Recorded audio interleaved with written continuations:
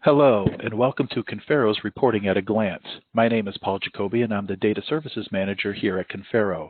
The purpose of this series of short videos is to introduce to you and demonstrate the variety of ways your results can be presented and the flexibility our platform allows. Today's episode is called Compass Dashboards, Hierarchy Results, and EKG. I will demonstrate the default way in which different managers in your location hierarchy see their results and then showcase one of the newer features that many of our clients love, EKG. Let's get underway. One of the common questions we get is how much access will the varying levels of our management hierarchy have if they're allowed to log in? The short answer is we can tailor it to suit your needs, but by default, managers have access to just their results, as well as some reporting allows them to see how they compare to their peers without being able to further dig down into their peers' results. Here we have what two different managers see when they log in. On the left is what we term as a client supervisor, which is a type of manager that has access to all results for a particular program. On the right is a region manager. The first thing to note is the difference in shop counts and scores.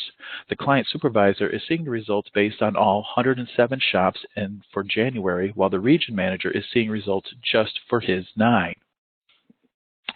This is why there is a difference between the scores the client supervisor sees, such as the 96.07 store visit score for the entire project versus the 96.89 for the region. The next difference is in what the results a manager can drill further down into. As mentioned in a previous video, when the cursor changes from an arrow to a hand, it indicates you can interact with that reporting widget. On the left, the client supervisor can drill down into any part of the hierarchy. However, for the region manager on the right, while they can see how their peers have performed, the bars for the others are grayed out, indicating they cannot drill down into them. And to clarify, we can design your reporting views to hide the peer data as well if that is your choice.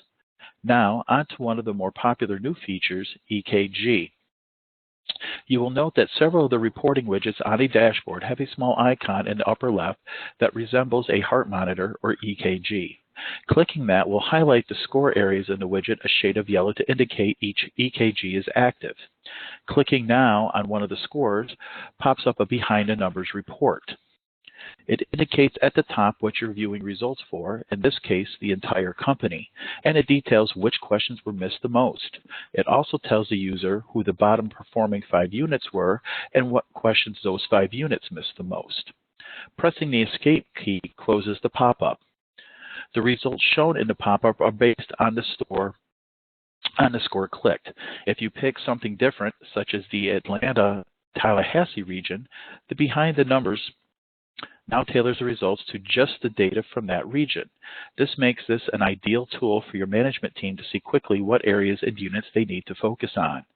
Tune into future videos as we'll go into more depth about what the variety of widgets show, further ways you can interact with the results, and how to set up your own custom views for either your own use or to share with others. Thank you for watching, and we appreciate